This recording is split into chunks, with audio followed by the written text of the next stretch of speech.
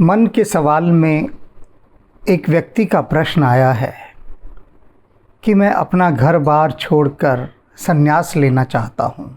उससे पूछा गया कि तुम्हारे घर बार में कौन कौन है भाई?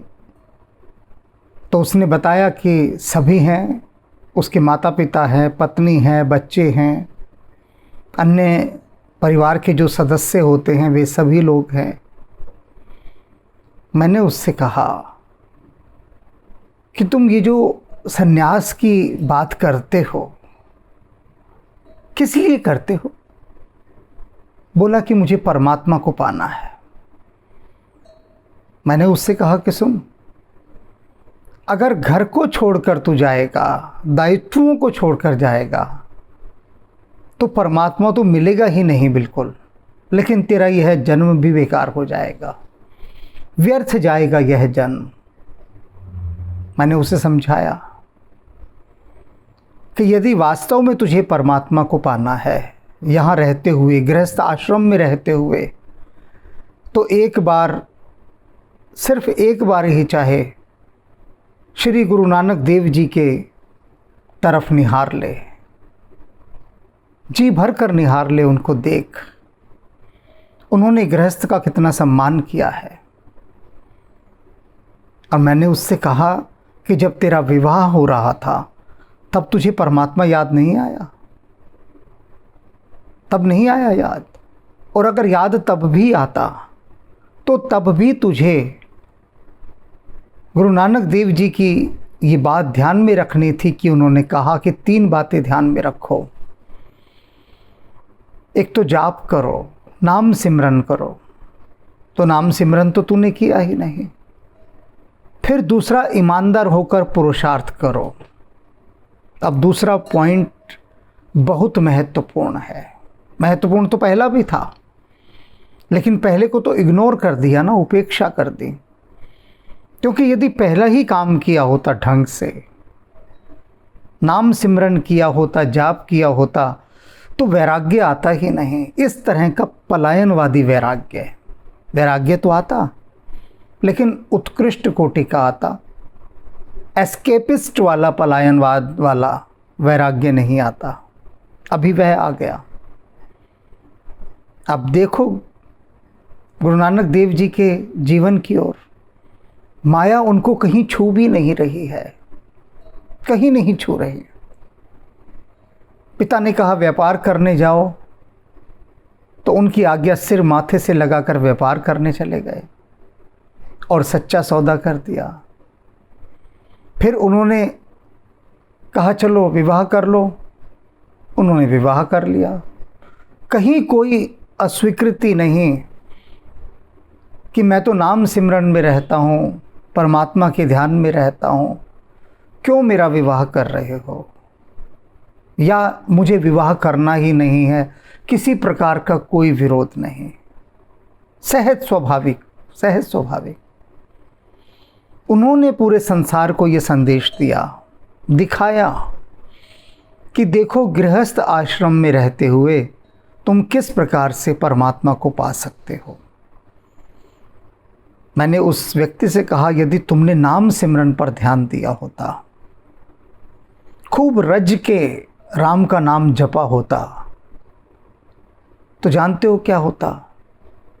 उस राम के मार्ग से होते हुए तुम भगवान कृष्ण के मार्ग पर चलते कर्म योगी बनते। जिसे श्री गुरु नानक देव जी ने कहा कि ईमानदार होकर कर्म करो, तो तुम ईमानदार तो रहे नहीं। ईमानदार तब होते जब तुम एक अच्छे पति होते, पिता होते, भाई होते, पुत्र होते।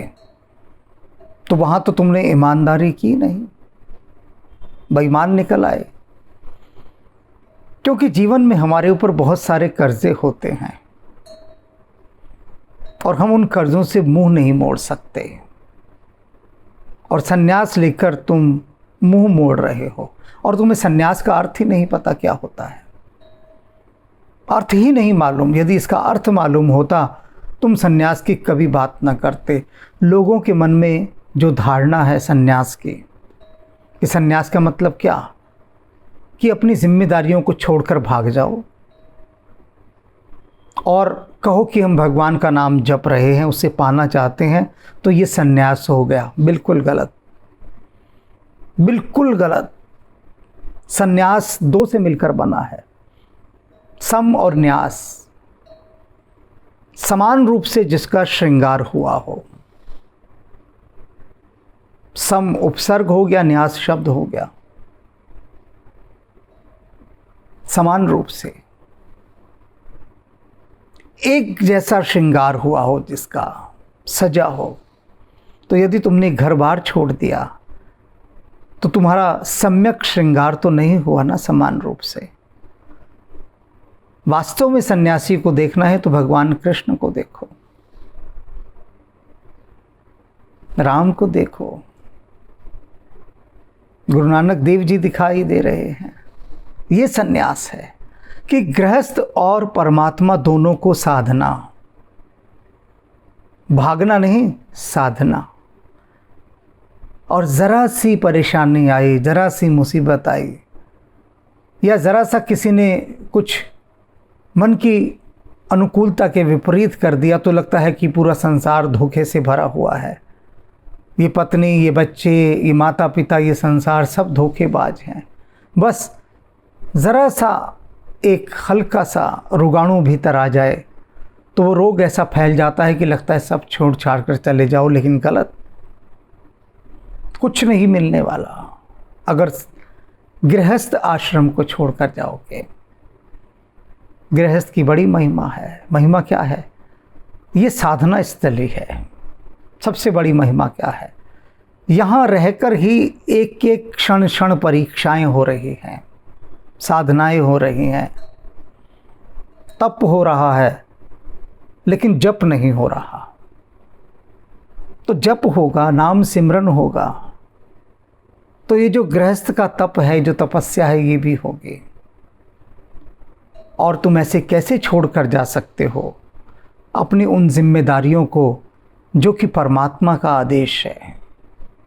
ये परमात्मा का आदेश है कि तुम्हें जो ये परिवार दिया, ये तुम्हें की जो यूनिट दी, ये इकाई दी, इसका भली प्रकार से ध्यान रखना है और नाम सिमरन करते हुए ध्यान रखना है। और उसके बाद जो भी पुरुषार्थ से कमाओगे तो गुरु नानक देव जी कहते हैं कि उसको दान करो। ये सब तुम्हारा नहीं है, तुम्हारा केवल उतना है जितना तुम्हें दिया गया है, तुम्हारे भरण पोषण के लिए। मैं भी भूखा ना रहूं, साधु न भूखा जाए, उतना भर तक तुम्हारा है, उसके अतिरिक्त तुम्हारा नहीं है।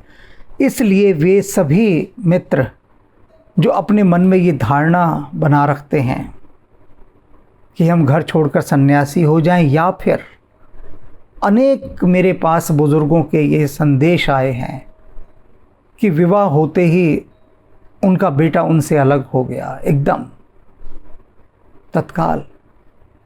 क्यों भाई? या एक ही बिल्डिंग में भी रह रहे हैं तो माता पिता अपना भोजन अलग बना रहे हैं, वो एक बेटा अलग बना रहा है, 2 रसोइयाँ। तो क्या वह बहू एक माता पिता को भोजन नहीं करा सकती? क्या ये दायित्व तो नहीं बनता? सोचने वाली बात है। एक ही बेटा या 2 बेटे, एक ही परिवार, और वहाँ पर माता पिता अपना भोजन अलग बना रहे हैं। इससे बड़ा पाप कुछ हो नहीं सकता। पापों में जो सबसे बड़ा पाप है वह यह है कि जिन माता पिता ने अपने हाथ से बना बना कर तुम्हें भोजन कराया, अपने हाथों से दे देकर खिलाया, अब जबकि उनको विश्राम करना चाहिए, ऐसे में पलायन कर रहे हो, तुम भाग रहे हो, भगोड़े हो रहे हो कि उनके लिए 2 रोटी तक नहीं बना कर दे सकते। तो भक्ति क्या करोगे ईश्वर के? पहली भक्ति यही है कि जो गृहस्थ आश्रम का दायित्व है उसे पूरी ईमानदारी के साथ, मन के साथ, ऐसे नहीं। कई स्त्रियों के मेरे पास संदेश आए हैं कि उनको घर में सम्मान नहीं दिया जाता जिसकी वे अधिकारिणी हैं। न पति सम्मान देता है, ना बच्चे सम्मान देते हैं, और जबकि वे पूरी मेहनत से, निष्ठा से, मन से सबकी सेवा करती है। तो ये तो संन्यास नहीं हुआ ना। समान रूप से श्रृंगार कहाँ हुआ, सम्यक श्रृंगार कहाँ हुआ? ये तो विकृति हो गई, कुरूपता हो गई, सौंदर्य तो इसमें रहा ही नहीं। तो यदि परमात्मा की ओर बढ़ना चाहते हो, पाना चाहते हो, तो सबसे पहला सूत्र याद रखो कि तुम्हारा परिवार जैसा भी है, जिस तरह का भी है, उसमें अधिक से अधिक प्रेम के तत्व का समावेश करो। क्लेश ना हो परिवार में, द्वेष ना हो, घृणा ना हो, ये भाव ना हो। परिवार प्रेम की एक बगिया बने। नहीं विचार मिलते तो भी विचारों को न मिलने के कारण उसको घृणा का कारण मत बनाओ, क्योंकि कोई ज़रूरी नहीं है कि विचार मिले ही मिलें। कोई बात नहीं, पति पत्नी के विचार नहीं मिलते, कोई बात नहीं, ना मिले तो भी प्रेम का तत्व होना चाहिए। राम और लक्ष्मण के विचार कहीं नहीं मिलते थे, दोनों में आकाश पाताल का अंतर था, लेकिन प्रेम इतना घनीभूत कि उस प्रेम को देखते हुए कोई इस बात को स्वीकार ही नहीं कर सकता कि राम और लक्ष्मण के विचार नहीं मिलते होंगे, क्योंकि प्रेम इतना सघन है। ऐसे ही यदि परिवार में प्रेम बहुत अधिक हो तो विचारों का भेदभाव, असमानता, ये सब फिर कोई मायने नहीं रखते। होती हैं ये, लेकिन प्रभाव नहीं डालती। तो सन्यास की बात छोड़ दीजिए। जिन आश्रमों में जाएंगे वहाँ जाकर भी क्या करेंगे सन्यास लेकर? वहाँ पर भी थोड़े दिनों बाद यही संसार बस जाएगा जो यहाँ बसा हुआ है। सन्यास लेने वाले तो आप ही हैं ना, तो वहाँ जाकर क्या करेंगे? यही बेचैनी, यही तकलीफ़ें आपको वहाँ भी पकड़ लेंगे। तो सबसे बेहतर है, सबसे बेहतर कि अपने भीतर झांकना शुरू करें, संकल्प लें कि जो दायित्व हैं उनका पूरी ईमानदारी से अपने परिवार में पूरे मन से मन को लगाकर, मन लगना नहीं चाहेगा, ज़बरदस्ती लगाना है उसे। अपने मन से कहना कैसे नहीं करेगा? ये मेरी पत्नी है, इसकी इज्जत तुझे करनी होगी, इसका सम्मान करना होगा, इसकी सेवा करनी होगी, इसकी देखभाल करनी होगी, बिल्कुल करनी होगी। ऐसे ही पत्नी अपने मन से कहे कि मुझे अपने पति की सेवा करनी है, परिवार की सेवा करनी है। इसे संकल्प कहते हैं, धारणा। जब तक ये संकल्प नहीं लोगे तब तक मन सुनेगा नहीं। तो मन को सुनाने के लिए ये संकल्प ज़रूर रखना पड़ता है, क्योंकि संकल्प ही तो सुनाएगा। कुछ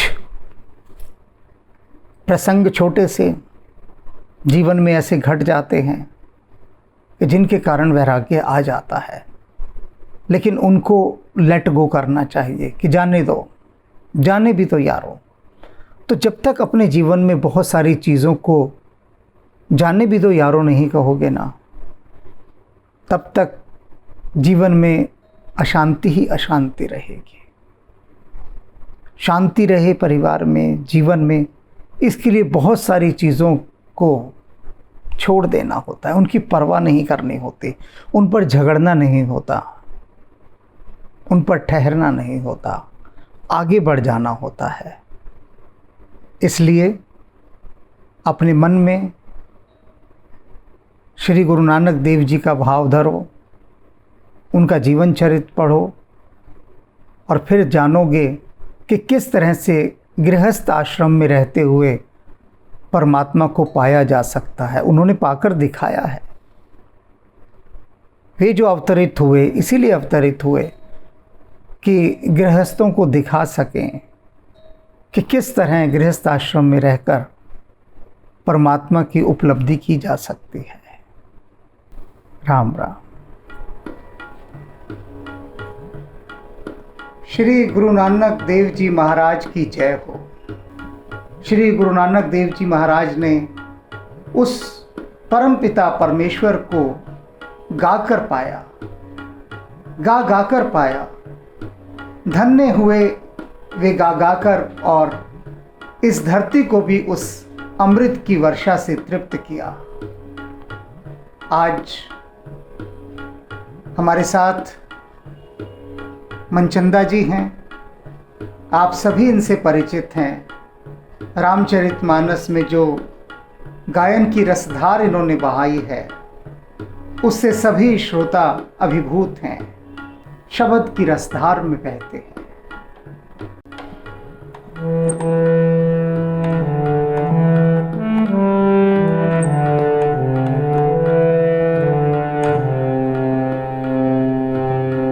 जो मांगे ठाकुर अपने ते, सोई सोई देवे। जो मांगे ठाकुर अपने ते, सोई सोई देवे। नानक दास मुख ते जो बोले, नानक दास मुख ते जो बोले, इहा उहा सच होवे। जो मांगे ठाकुर अपने ते, सोई सोई देवे। जो मांगे ठाकुर अपने ते, सोई सोई देवे। सोई सोई देवे, सोई सोई देवे। सोई सोई देवे, सोई सोई देवे। सोई सोई देवे, सोई सोई देवे। जो मांगे ठाकुर अपने ते, सोई सोई देवे। जो मांगे ठाकुर अपने ते, सोई सोई देवे।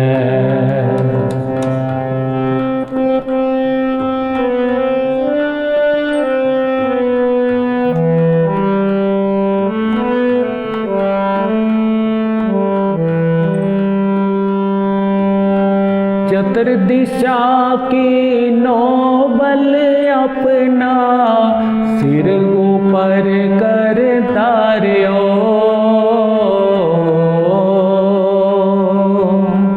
चतुर्दिशा की नौबल अपना, सिर ऊपर कर धार्यो।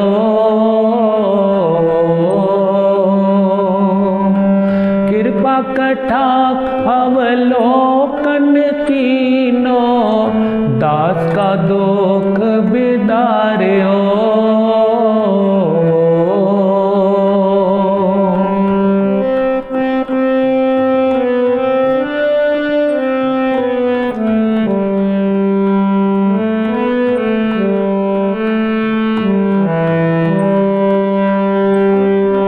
कृपा कटाक्ष अवलोकन कीनो, दास का दुख बिदार्यो।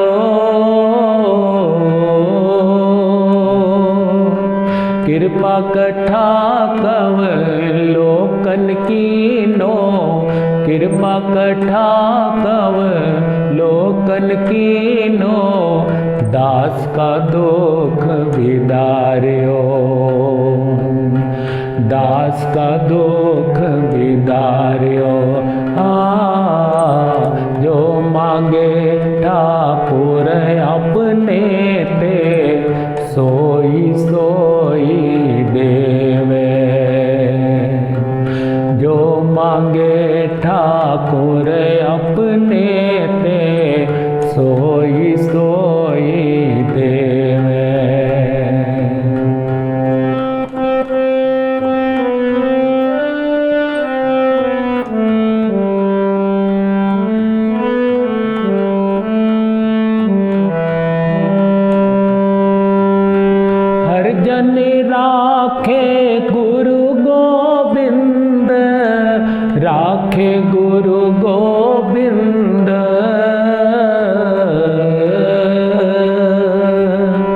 हर जन राखे गुरु गोबिंद, राखे गुरु गोबिंद।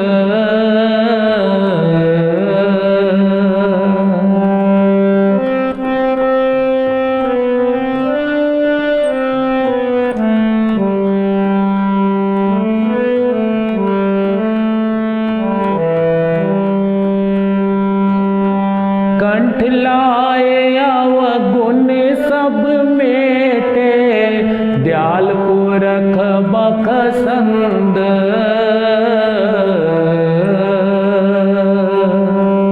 कंठ लाए अवगुण सब मेटे, दयाल पुरख बखसंद।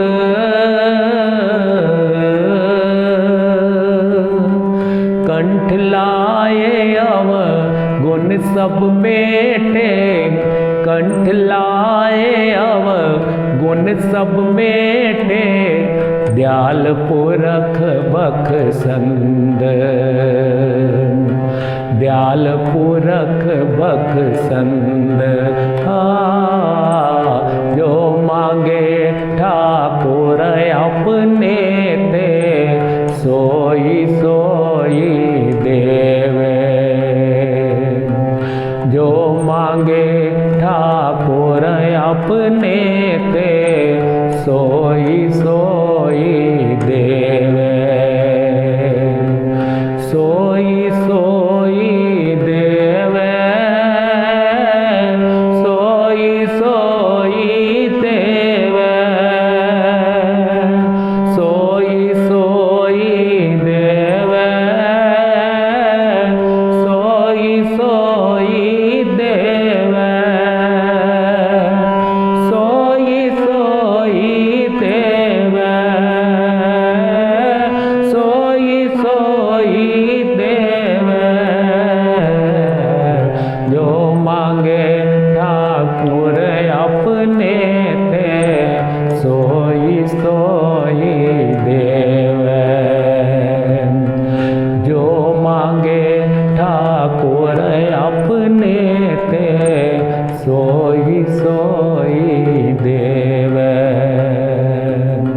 सोई सोई देवे, सोई सोई देवे। गुरु जी गृहस्थी थे और गृहस्थ आश्रम को उन्होंने बहुत ज़्यादा तरजीह दी है। तो गृहस्थ के बिना वो गुरु जी ने कहा जंगल जंगल क्या ढूंढें। लोग जंगलों में जाकर तपस्या करते थे। बाबा फरीद जी की वाणी है ये, जंगल जंगल क्या ढूंढें, वन कंडा मोड़ें, वसी रब ही आली है, जंगल क्या ढूंढें। भाई जंगलों में क्या मिलेगा, ये जंगलों में कांटे छाए, आप कांटे पैरों में चुभेंगे, और जो आपका रब है, जो परमात्मा है, आपके हृदय में ही हिले मैंने हृदय में है।